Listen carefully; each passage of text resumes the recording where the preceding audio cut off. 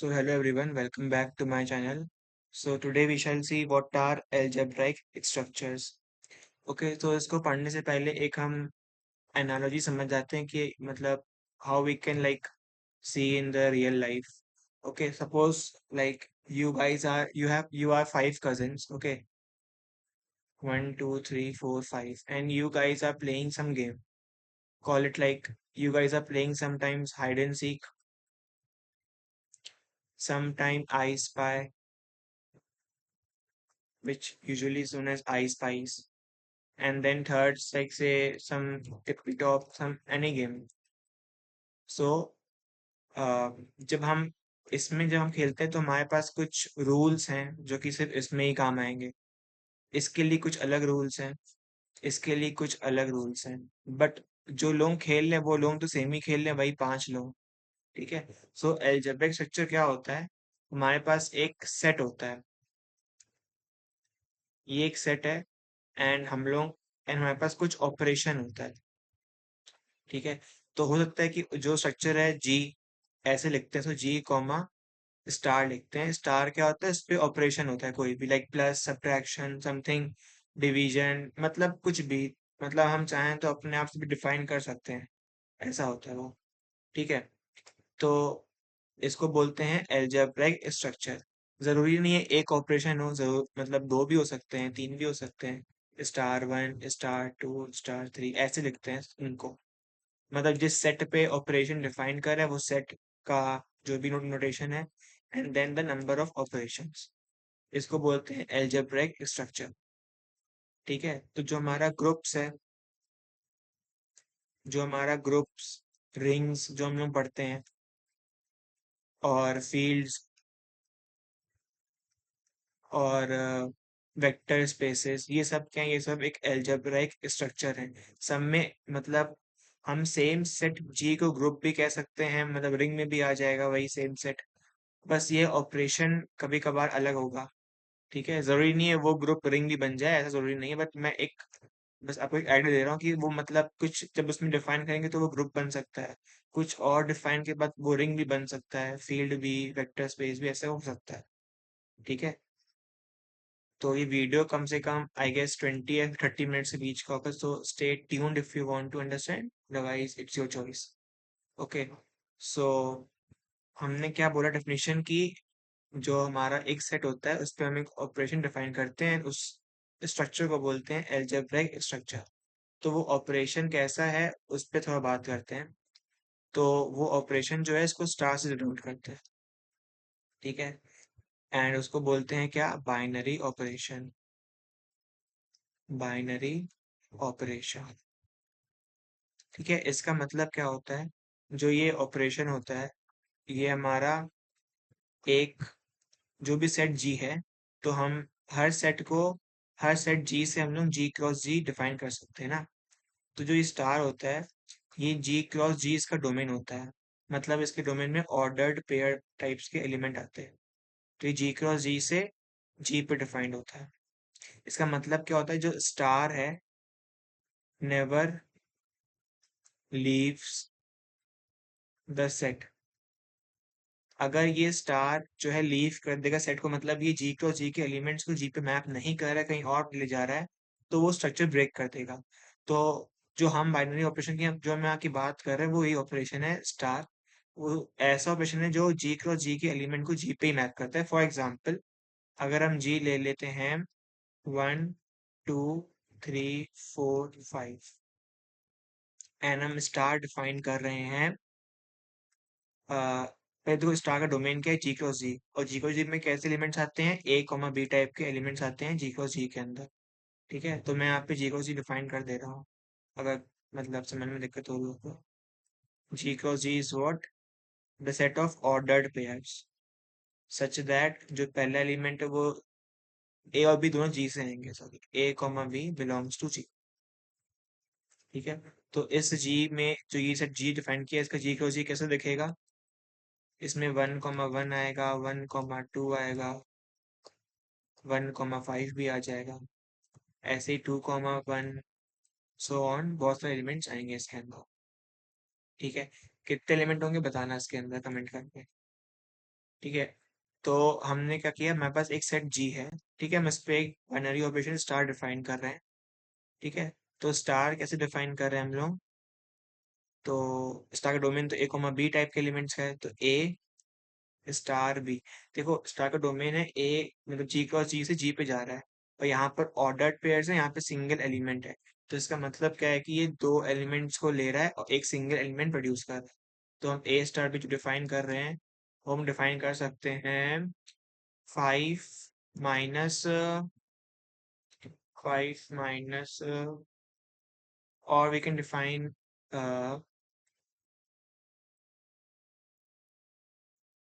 5 minus, और we can define say maximum of a comma b. ठीक है, इसका मतलब क्या हुआ, जैसे हमने जी को जी में से एक एलिमेंट लिया 1,4। ठीक है, तो 1 स्टार 4 क्या हो जाएगा, मैक्सिमम ऑफ 1,4, और वो 4 आएगा, और 4 इस सेट का एलिमेंट भी है। इसका मतलब हमारा स्टार कैसा है, मतलब देखो हम जो भी मैक्सिमम लेंगे, मान लो हमने कोई भी ए स्टार बी टाइप के एलिमेंट्स इस जी को जी में से उठा लिए, तो ए बी में से कोई एक ही मैक्सिमम होगा। हो सकता है दोनों सेम हो तो वो एक हो जाएगा। तो पर जो भी होगा वो इस सेट के, वो इस जी में से ही होगा। इसका मतलब क्या हुआ कि हमने जो स्टार डिफाइन किया वो वेल डिफाइंड है। वो जी क्रॉस जी के एलिमेंट्स को जी पे ही भेज रहा है, वो कहीं और बाहर नहीं भेज रहा है। ठीक है, जैसे कि 1 स्टार 1 क्या हो जाएगा, मैक्सिमम ऑफ 1,1, जो कि 1 ही रहेगा। हाँ, 2 स्टार 3 क्या हो जाएगा, 3, मैक्सिमम 3 है। ठीक है, तो इसका मतलब इस टाइप के बोलते हैं बाइनरी ऑपरेशन जो कि सेट को लीव नहीं करते, मतलब जो सेट में ही रह जाते हैं ताकि वो स्ट्रक्चर ब्रेक ना करे। ठीक है, अब हमने स्टार डिफाइन कर लिया कि वो बाइनरी ऑपरेशन है। ठीक है, अब जो ये बाइनरी ऑपरेशन है, इससे कुछ प्रॉपर्टीज होती हैं, प्रॉपर्टीज ऑफ बाइनरी ऑपरेशन। ठीक है, तो पहला क्या होता है, एसोसिएटिविटी। तो मैं ASS ऐसे लिख रहा हूँ। इसका मतलब क्या होता है, अगर हम कोई भी 3 एलिमेंट ले लें, जैसे हमने A star B star C। हाँ, तो चाहे हम पहले बी और सी को ऑपरेट करें ए पे, और फिर उसके बाद ए को उनके रिजल्ट्स ऑपरेट करें, या फिर पहले हम लोग ए स्टार बी को निकाल लें पहले एंड बाद में सी निकाल लें, और ये दोनों सेम आते हैं, तो इसको बोलते हैं एसोसिएटिव बाइनरी ऑपरेशन। ठीक है, उसके बाद हम कह सकते हैं एक और टर्म होता है कॉम्यूटेटिव। हाँ, इसका मतलब क्या होता है, अगर हम ए स्टार बी निकालें चाहे हम बी स्टार ए निकालें, दोनों सेम आएंगे। तो ऐसे जो मतलब प्रॉपर्टी होल्ड करते हैं उसको बोलते हैं कम्यूटेटिव बाइनरी ऑपरेशन। ठीक है, इस टाइप की प्रॉपर्टीज होती हैं उसके अंदर। और क्या होता है, सो वो हम आगे देखेंगे। ठीक है, फिलहाल हम लोग पहले एक अपना एग्जांपल निकालते हैं। तो आप जानते हैं ना ग्रुप्स वगैरह क्या होता है, तो सबसे पहले हम लोग पढ़ते हैं ग्रुपोइड क्या होता है, ग्रुपोइड से ही आगे आगे चीजें बनती जाती हैं। सो ग्रुपोइड क्या होता है, उसमें हम लोग कोई भी एक सेट जी ले लेते हैं और उस पे स्टार डिफाइन करते हैं। ठीक है, ये स्टार क्या होता है, बाइनरी ऑपरेशन। बस इतना करते हैं और इसको बोलते हैं groupoid. So a set with one binary operation defined on it is known as groupoid. Like for example जो हमने अभी यहाँ पे डिफाइन किया, हम लोगों ने ये स्टार डिफाइन किया maximum of a comma b, और हमारा सेट जी था वो 5 एलिमेंट्स वाला था। तो ये एक बाइनरी ऑपरेशन भी है और ये सेट जी है, तो ये जी कॉमा स्टार क्या बन जाएगा, ग्रुपोइड बन जाएगा। ठीक है, बट सिर्फ भाई ये तो बहुत सिंपल हो गया, इसका कोई यूज भी इतना खास नहीं होता है। तो हमने इसको थोड़ा सा एडवांस बनाया, हमने एक और स्ट्रक्चर डिफाइन किया, इसको बोलते हैं सेमी ग्रुप। ठीक है, तो इसको क्या किया हमने हमने ग्रुपॉइड लिया पहले। ग्रुपॉइड की जो बाइनरी ऑपरेशन है उसमें हमने एसोसिएटिविटी को ऐड कर दिया, और वो मिलके बना देता है सेमी ग्रुप। जैसे जो भी हमारा जी कॉमा स्टार है, जो हमारा ग्रुप जी कॉमा स्टार ग्रुपॉइड है, अगर ये स्टार एसोसिएटिव भी हो जाए तो वो पूरा स्ट्रक्चर जो है वो सेमी ग्रुप बना देता है। जैसे कि अगर हम z सेट ले लेते हैं, सेट ऑफ इंटीजर्स, और उस पर प्लस डिफाइन कर देते हैं। ठीक है, तो हम अगर हम कोई भी इंटीजर ऐड कर रहे हैं a प्लस बी, तो वो इंटीजर ही रहेगा। एंड हम जानते हैं कि इंटीजर्स क्या होते हैं, चाहे हम ए प्लस बी प्लस सी ऐसे निकालें, चाहे हम ए प्लस बी पहले निकालें बाद में सी ऐड करें, वो सेम होता है। तो ये क्या हो गया, जेड प्लस क्या हो गया, सेमी ग्रुप बन गया। ठीक है, इसके बाद क्या आता है, इसके बाद आता है मोनोइड। ठीक है, मोनोइड वो होता है, मोनोइड पहले बात तो उसको सेमी ग्रुप होना पड़ेगा। ठीक है, प्लस ऐसा एलिमेंट एग्जिस्ट करे, ई क्या करे, उसका काम क्या होता है कि अगर हम कोई भी एलिमेंट ए सेट में से ले लें, जी में से, तो a star E equals to ए ही रहे। मतलब ये कुछ कुछ छेड़छाड़ नहीं करे, उसको एज इट इज वही देते। जैसे यहाँ पर जेड प्लस में देखिए, प्लस जो प्लस है वो स्टार है यहाँ पे। ठीक है, ये ऑपरेशन है। तो अगर हम इसमें जीरो बिलोंग करता है जेड में, हाँ, और जो ये ई है ये सेट के अंदर होना चाहिए, जीरो सेट के अंदर है जेड प्लस में, एंड वन चाहे हम कोई भी एलिमेंट में जीरो ऐड करें तो वो वही रहता है। इसका मतलब जीरो क्या है, इसका आइडेंटिटी एलिमेंट है। ठीक है, तो मोनोइड क्या होता है, उसमें सेमी ग्रुप तो होता ही होता है, प्लस एक एलिमेंट ई ऐसा होना चाहिए जिसमें जो एस टाइप का बिहेवियर होल्ड करे, और वो ई जो है वो जी के अंदर होना चाहिए। ठीक है, अब हमारे पास आता है ग्रुप। तो ग्रुप क्या होता है, ग्रुप मोनोइड तो होता ही होता है, प्लस उसमें एक और प्रॉपर्टी ऐसी आती है कि हर एलिमेंट ए के लिए, ठीक है, एक ऐसा एलिमेंट बी होना चाहिए जो कि ए स्टार बी अगर ऑपरेट करे तो हम लोग को ई मिल जाए वापस से।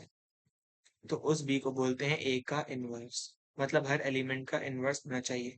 जैसे जेड प्लस की बात करें तो कोई भी एलिमेंट ए उठा लो, तो उसका माइनस ए भी जेड में होगा।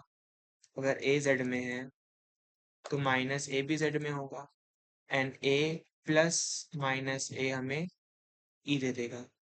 तो इसका मतलब जेड प्लस ग्रुप भी है।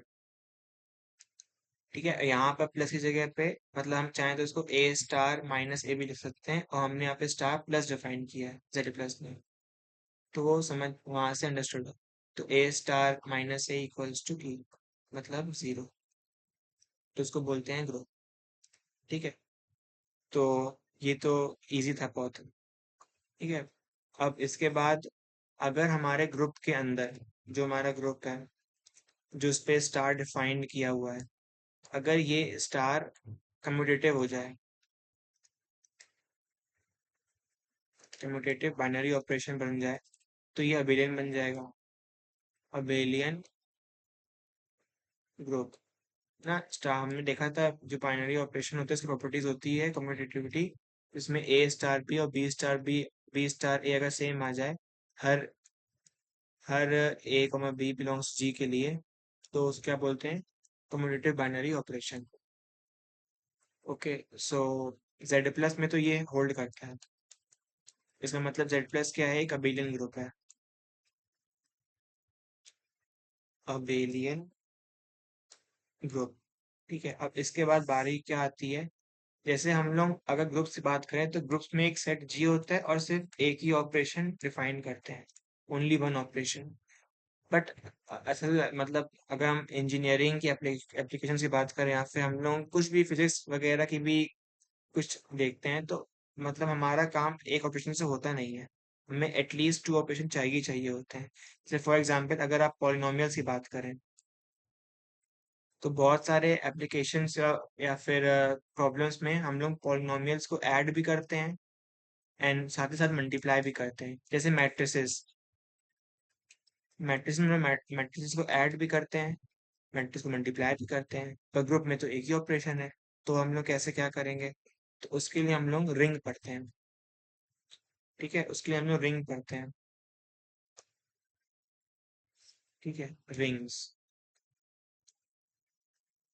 तो रिंग्स में क्या होता है, एक सेट जी डिफाइन होता है। ठीक है, एक सेट जी होता है, एंड उस जी पे हम लोग दो ऑपरेशन डिफाइन करते हैं, स्टार वन स्टार टू। तो बुक्स में जनरली ऐसे लिखते हैं जी कॉमा प्लस और ये डॉट। ये प्लस और डॉट वो डॉट नहीं है जो आप यूजुअली हम लोग ऐड वाला करते हैं, ये कुछ भी हो सकता है, बस ये नोटेशन है। तो कहीं पे इसको स्टार वन स्टार टू भी कहते हैं, कहीं पे प्लस और डॉट भी कहते हैं।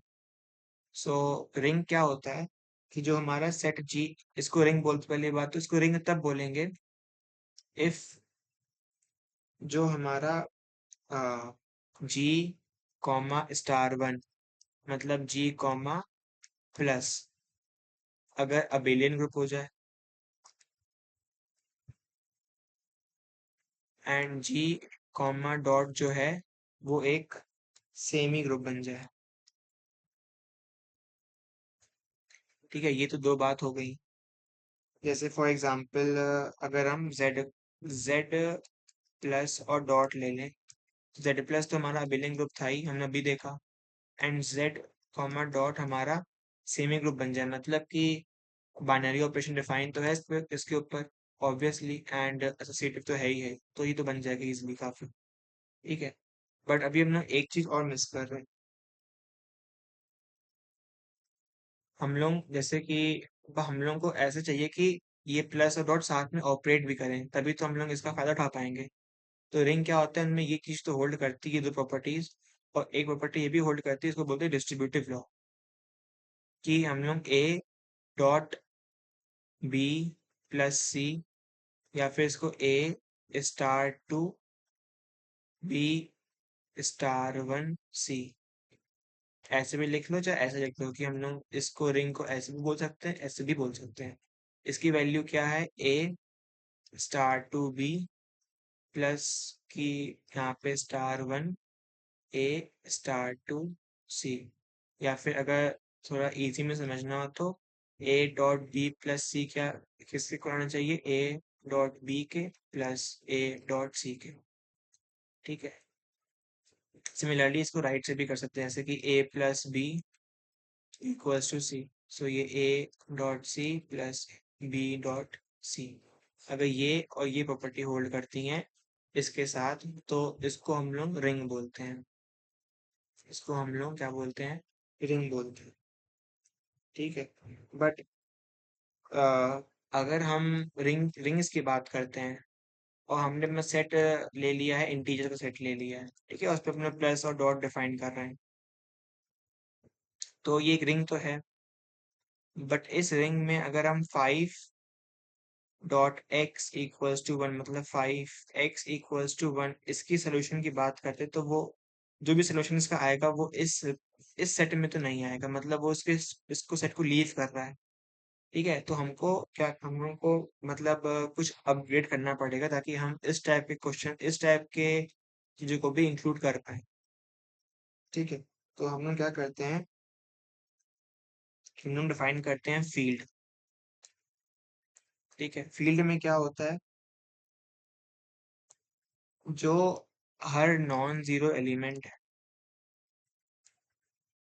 उसका इनवर्स एग्जिस्ट करता है। ठीक है, सो अब फील्ड क्या होता है, एक रिंग होती है जिसमें हर नॉन जीरो एलिमेंट का इनवर्स एग्जिस्ट करता है। ठीक है, फॉर एग्जाम्पल जैसे अगर हम रैशनल्स की बात करें क्यू कॉमा प्लस कॉमा ये, तो ये एक रिंग तो है ही है, साथ में ये एक फील्ड भी है। ठीक है, जैसे हम लोग आर प्लस कॉमा डॉट, ये भी एक रिंग है प्लस फील्ड भी है। ठीक है, सो इसके बाद हमने ग्रुप पढ़ लिया, हमने रिंग पढ़ लिया, हमने फील्ड पढ़ लिया। ठीक है, अब इसका हम लोग असली मजा जो लेते हैं वो हम लेते हैं वेक्टर स्पेस के अंदर में। ठीक है, सो वेक्टर स्पेस क्या होता है, तो हम लोग एक सेट लेते हैं वी, वी एक सेट होता है, इसके अंदर वेक्टर्स होते हैं। ठीक है, और हम लोग क्या करते हैं, एक हम लोग लेते हैं सेट एफ जो कि फील्ड होता है, फील्ड ऑफ स्केलर्स। ठीक है, सो वेक्टर स्पेस में क्या होता है, वेक्टर स्पेस को होने के लिए वेक्टर्स के साथ एक फील्ड का होना जरूरी है, तो इसको वी ओवर एफ ऐसे लिखते हैं, वी ओवर एफ। ठीक है, तो होता है कि हम लोग इसकी मतलब वी में वेक्टर्स होते हैं, वेक्टर्स आपस में हम लोग ऐड कर सकते हैं, कुछ भी कर सकते हैं, एंड फील्ड से हम लोग उस वेक्टर्स को स्केल करते हैं जैसे मान लो यू कॉमा भी वेक्टर्स हैं। ठीक है, तो हम लोग और फील्ड ऑफ स्केलर मतलब कि जो नॉर्मल जो हमारे होते हैं नंबर्स वगैरह, तो हम लोग ए डॉट यू का मतलब क्या हुआ कि जो ये ए है वो आ रहा है फील्ड से, और यू क्या आ रहा है, यू क्या आ रहा है हमारा वेक्टर स्पेस के सेट वी से आ रहा है। तो ए डॉट यू जो होता है वो हम लोग, मतलब अगर ए पॉजिटिव हो तो ये यू बड़ा हो जाएगा, ए नेगेटिव हो तो यू छोटा हो जाएगा, उल्टा टेस्ट हो जाएगा, बहुत कुछ होता है इसमें। ठीक है। सो यही होता है, जैसे कि हम लोग मतलब वेक्टर स्पेस होता है, हम लोग किसी सेट वी ओवर एफ के ऊपर स्टडी करते हैं। अब हम लोग वेक्टर्स को तो ऐड कर सकते हैं, जैसे यू प्लस वी डिफाइन कर सकते हैं, वो एफ में जाएगा।